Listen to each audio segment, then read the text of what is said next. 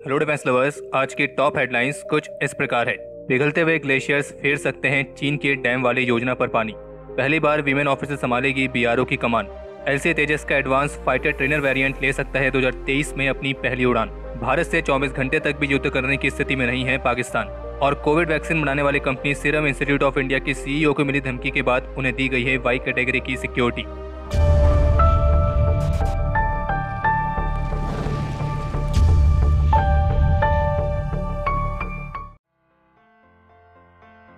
अभी कुछ दिनों पहले chief of defence staff general Bipin Rawat का कहना था कि नॉर्दर्न बॉर्डर्स पर यथास्थिति को बदलने के प्रयास को रोकने के लिए भारत मजबूती से खड़ा है और भारत ने इस बात को भी साबित किया है कि किसी भी दबाव के चलते भारत को पीछे धकेला नहीं जा सकता है। और अब चीफ ऑफ डिफेंस स्टाफ के इसी बयान पर चीन की मिनिस्ट्री ऑफ नेशनल डिफेंस की तरफ से भी एक बयान देखने को मिला है, जिसमें उनका कहना है कि जनरल बिपिन रावत ने जो ये बयान दिया है ये पूरी तरीके से फैक्ट्स के आधार पर नहीं है।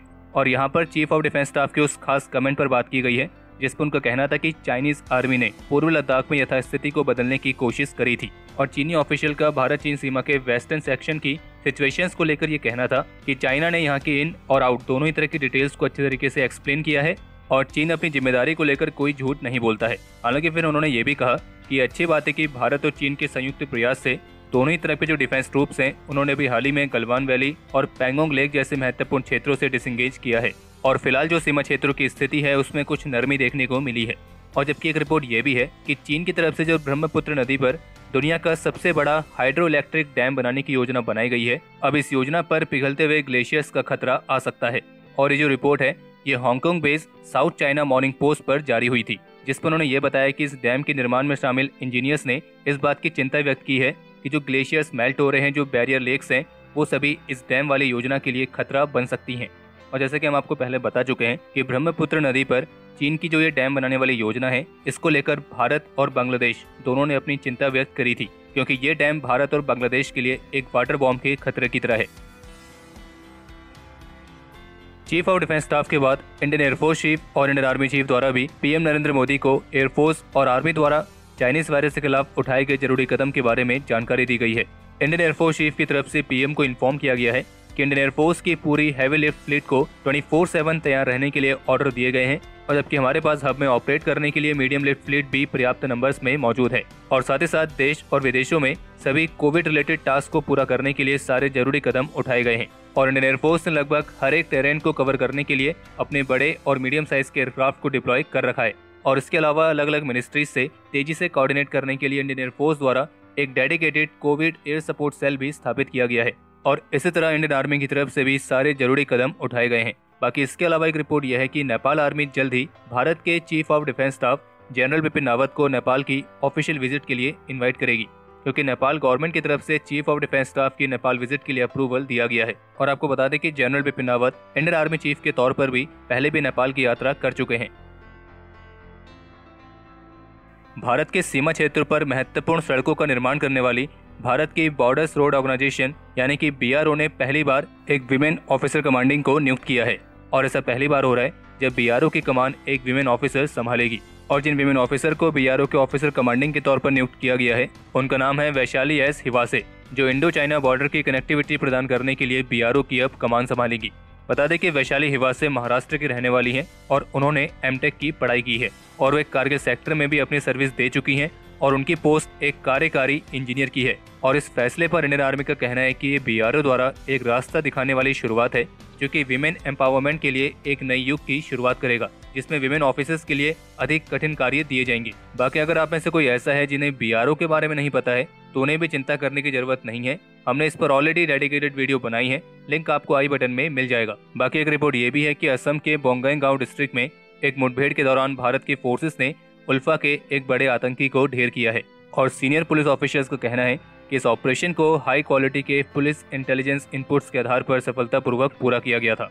और जबकि एक रिपोर्ट ये भी है कि अभी हाल ही में पीएम नरेंद्र मोदी ने अपने रशियन काउंटर पार्ट के साथ टेलीफोन पर बातचीत की थी और इस दौरान रशिया द्वारा चाइनीज वायरस के खिलाफ चल रही लड़ाई में भारत की मदद और सपोर्ट करने की बात तो की गई, लेकिन इसी के साथ दोनों देशों के लीडर्स ने अपने बीच के कॉपरेशन को और मजबूत करने के लिए 2+2 मिनिस्ट्रियल डायलॉग को भी स्थापित करने के लिए सहमति दी। यानी कि वो डायलॉग जिसमें दोनों देशों के रक्षा मंत्री और विदेश मंत्री एक दूसरे के काउंटर पार्ट के साथ मीटिंग कंडक्ट करते हैं। कुछ रिपोर्ट्स के मुताबिक HAL LCA तेजस के जिस एडवांस फाइटर ट्रेनर वेरिएंट पर काम कर रही है, जिसे नाम दिया गया है LCA लिफ्ट का, जिसमें लिफ्ट का मतलब है लीड इन फाइटर ट्रेनर। तो इस वेरिएंट का जो पहला प्रोटोटाइप होगा, हमें उसकी पहली उड़ान 2023 यानी कि आज से 2 साल बाद देखने को मिल सकती है। और ये LCA तेजस का वही ट्रेनर वेरिएंट है जिसे भारत ने US नेवी के जेट ट्रेनर वाले टेंडर के लिए भी पेश किया है। बाकी जैसा कि हमने कहा कि जो LCA लिफ्ट है ये एक फाइटर ट्रेनर है, यानी कि इसका इस्तेमाल एयरफोर्स के फाइटर पायलट्स को ट्रेन करने के साथ साथ कॉम्बैट मिशंस में भी किया जा सकता है। बाकी अगर आपको इस एयरक्राफ्ट के बारे में डिटेल में जानना है तो आपको पता होगा कि हमने इस पर ऑलरेडी वीडियो बनाई है, लिंक आपको आई बटन में मिल जाएगा। और हाँ, हमें पता है कि अभी आप में से कई ऐसे होंगे जो सोच रहे होंगे कि अगर यहाँ पर तेजस का नाम आया है तो हम अभी दुनिया के सबसे एडवांस फाइटर कम स्पेसशिप का नाम भी लेने वाले हैं, पर आज हम उसका नाम नहीं लेंगे क्योंकि हम तो कहते ही हैं कि वो सबसे बेस्ट है और एक ही चीज़ की रोज रोज तारीफ करना भी सही नहीं रहता है। पर हाँ, आप में से कोई भी उसका मजाक नहीं उड़ाएगा। वैसे एक रिपोर्ट ये भी है कि हमारे निकम्मे पड़ोसी के वहाँ कोई एक ओपोजिशन पार्टी है जिसका नाम है JUIF और उसके चीफ हैं मौलाना फैजल उर रहमान। तो उन्होंने अभी हाल ही में अपनी पार्टी मेंबर्स को संबोधित करते हुए ये कहा कि वर्तमान समय में पाकिस्तान ऐसी पोजीशन पर नहीं है जहां वो भारत के साथ 24 घंटे तक भी युद्ध लड़ सके। हाँ, वैसे एक बात तो है, ये कभी कभी सच भी बोलते हैं।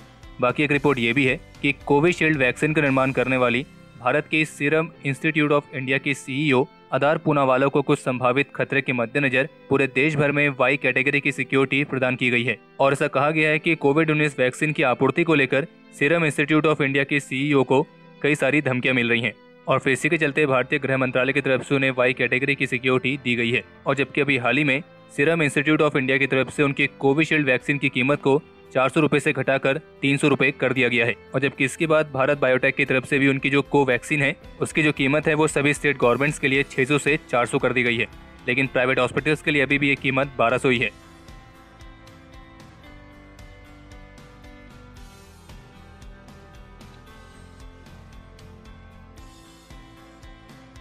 आपको ध्यान होगा कि अभी कुछ दिनों पहले इंडोनेशियन नेवी की एक सबमरीन दुर्घटनाग्रस्त हो गई थी, जिसपे इंडोनेशियन नेवी ने उसमें सवार अपने सभी 53 क्रू मेंबर्स को खो दिया था।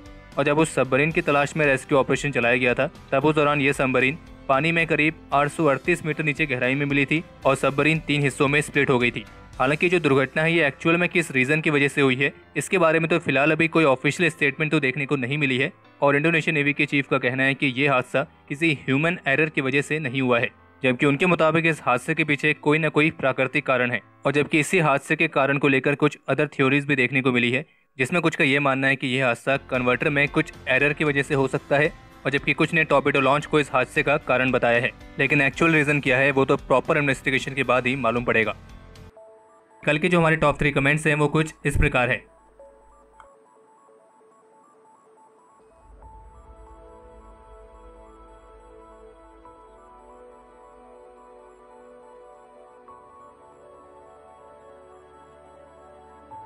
तो हमारे आज के इस एपिसोड के लिए इतना ही, और अगर आप इस वीडियो को यहाँ तक देख चुके हैं तो इसे लाइक करे बिना कहीं ना जाएं। बाकी इस एपिसोड को लेकर आप अपने सजेशंस और क्वेरीज कमेंट सेक्शन में शेयर कर सकते हैं। और अगर आप उनमें से हैं जिन्होंने अभी तक इस चैनल को सब्सक्राइब नहीं किया है तो इस चैनल को सब्सक्राइब करना ना भूलें।